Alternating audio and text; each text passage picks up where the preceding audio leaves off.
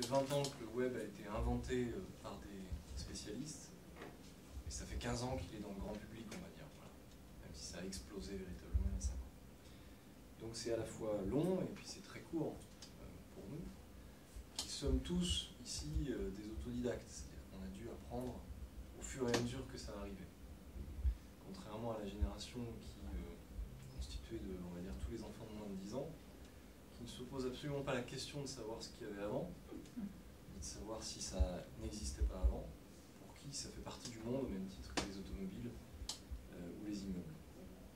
Et ce qui est intéressant, c'est de voir comment dans les pratiques de cette génération-là, justement, la possibilité à la fois technologique nouvelle qui est offerte, de la massification, parce qu'on est 1 milliard à y accéder, donc ça change aussi quelque chose quand vous êtes très nombreux, j'y reviendrai, et des pratiques sociales, économiques, citoyennes, qui se greffent sur ça, ça dessine un monde assez nouveau.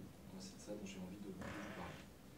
Je vais faire un petit dessin juste avant pour revenir sur ce que disait tout à l'heure Christophe. Avant, c'était moche. Vous aviez un gros ordinateur, un petit ordinateur, il y avait un tuyau entre les deux.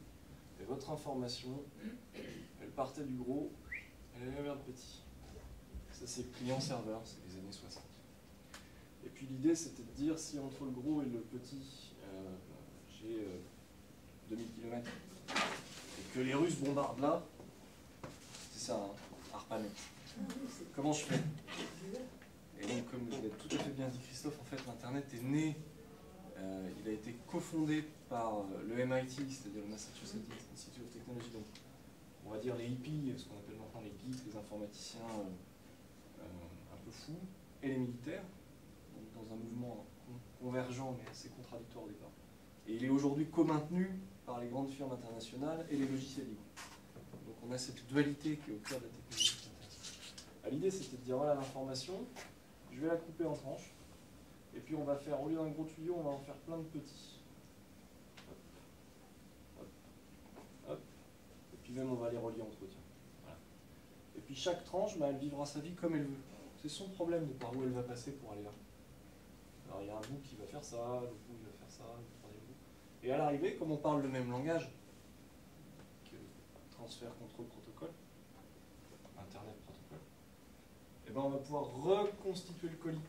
C'est un peu comme si à la poste, en fait, vous envoyez un colis poste et que les types allaient le découper, et puis à l'arrivée, il y a un kit de montage et le puzzle est remonté. Et l'intérêt, c'est que les paquets, du coup, ils se baladent. Et si un lien est cassé, c'est pas grave, on passe par là. Ça fait une toile. Ça, c'est 69, quand même. Et puis en 71, il y a des mecs qui ont commencé à faire transiter avec une petite arrobase des messages avec des adresses.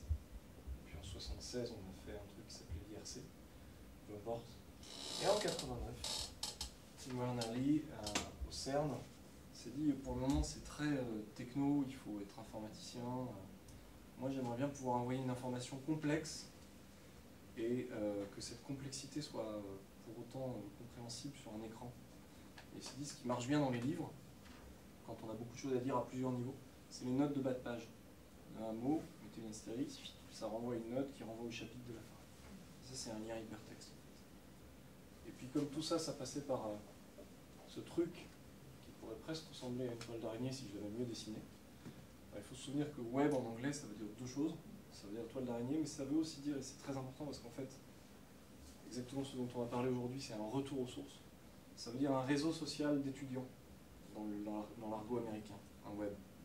Je ne sais pas comment ça s'appelle dans l'université française, mais voilà, c'est quand les étudiants font ensemble un réseau. Et donc, au CERN, ils se sont dit, on va faire un World Wide Web. Un réseau, une toile de taille mondiale. C'est pour ça que, au début de chaque adresse internet, vous avez www. World Wide Web.